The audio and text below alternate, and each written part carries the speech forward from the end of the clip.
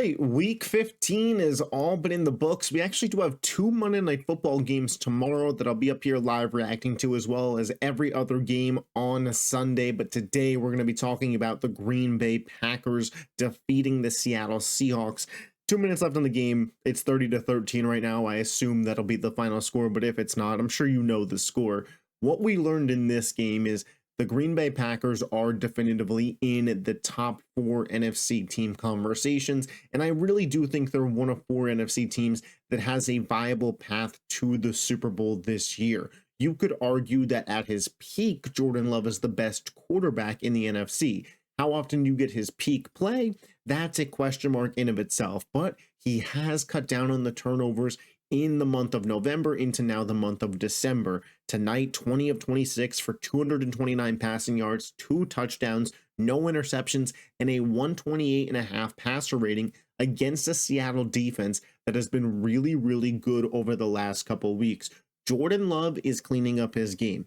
Jordan Love is getting back into that playoff mode, and I think we could see the Packers kind of look reminiscent of last year's Packers at the end of the season, where Jordan Love, being so dynamic and that gunslinger, but more in a controlled way, leads them to victories. When they go into these playoff games against, whether it be Detroit, Philly, Minnesota, Packers fans and people on the Packers team can feel like they have a quarterback advantage. Now, whether that's the case, especially with guys like Goff and Hurts, have that conversation for yourselves if you want. But what's important is the Packers are going to feel that way. And again, at his best, you could argue that is the case with Jordan Love. Josh Jacobs as well. There's no underselling it. Every team that invested in the running back this offseason is seeing it pay off. And we've talked about this numerous times on the channel, especially with Saquon and Derrick Henry, but Josh Jacobs is 3rd in the NFL in rushing yards. Josh Jacobs, again, 94 receiving yards, a touchdown, 42 receiving yards, so over 130 all-purpose yards tonight. Josh Jacobs is that guy.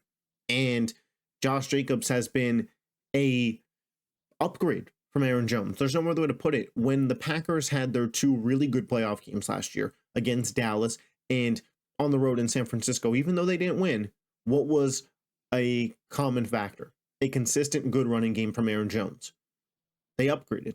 They got a better back in Josh Jacobs, a true 3-down back, a guy who in the cold you could lean on, and he can make opposing defensive line really hurt in terms of having to tackle him over and over again. That's Josh Jacobs. The receivers, they've gotten better. Romeo Doubs, the second touchdown catch that he had tonight, I couldn't believe it. I was stunned. I thought that for sure had to hit the ground.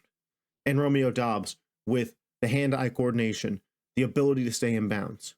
Fantastic play. Christian Watson is a deep threat, but he's got a little case of butterfinger sometimes. You know, it cost me a fantasy week, so I'm still tight about it. Jaden Reed, we know he's an explosive playmaker. And this Packers defense, man, they were legit tonight.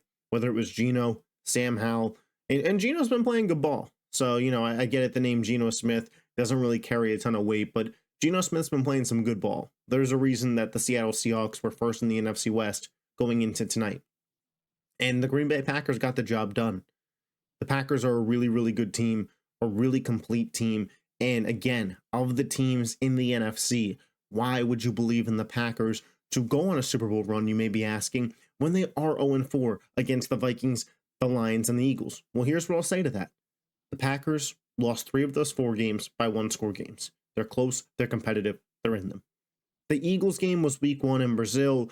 You know, a lot goes into that game. I'm not saying you completely throw it away, but both of those teams have grown and are completely different now. The Eagles didn't have a good defense then. Now I'd argue it's the best in football. But the Packers have grown offensively as well, and defensively. So, you know, there's a lot that goes into that. But in terms of head coach, I mean, let's list them out. Matt LaFleur, Kevin O'Connell, Dan Campbell, and Nick Sirianni. That's probably the order I'd rank them. Quarterbacks. You know, you could argue Jalen, Goff, Love, and Darnold, whichever way you want. But in terms of head coach quarterback combo, I think it's fair to say that Green Bay probably is the best of all the NFC teams that are going to be competing. And when you have that, a good defense, a great run game, hey man, you got more than a puncher's chance. Green Bay showed again tonight that there's something to be messed with. Now they're going to have to go through the wild card in the playoffs because of how damn good Minnesota and Detroit are. They're not going to lose, enough games, both of them, over these last couple weeks. But Green Bay's built for it, man. Green Bay really could go on a run here. For Seattle, now they're out of the playoff picture. The Rams have the lead in the NFC West, which a whole other conversation. The Rams are in a scary spot because you start putting the Rams in the playoffs and it's like, hold on. Do we have a fifth team there? Because like I just mentioned for the Packers, it's LaFleur and Love. All of a sudden it's LaFleur and Love, McVay and Stafford. And they got more than a puncher's chance with those weapons. But for Seattle, you got to have Geno Smith be okay. Without Geno Smith, with what we saw from Sam Howell, if Geno Smith can't go, season's over. It's over. And right now they're out of the playoffs. Washington with a win today, kind of not fully securing that wild card spot, but that's what they're looking to do over these last 3 weeks. They do have a matchup with Philadelphia, so, we could potentially see two NFC West teams get in, but Washington holding off, keeping that game lead for the 7th spot. And obviously the two NFC North teams, whether it's Green Bay, Minnesota as it stands, or there's some changes made. Seattle probably has to win the NFC West to have a shot. And that would require 1, Geno Smith being healthy, and 2, the team beating the Rams when they play them at the end of the season. We've mentioned a couple times on the channel now, Jackson Smith and Jigba. Like, this guy is taking over this wide receiver room. Tonight he was 10 for 83. DK Metcalf was 3 for 28. They couldn't get DK going. Jackson Smith and Jigba's been consistent, and he gets you at all 3 levels. The run game, Charbonnet was fine. Didn't do what he did last week, obviously. The team kind of missed Ken Walker in this spot. Geno was okay, but once he left this game, it was over. Sam Howell threw a terrible interception.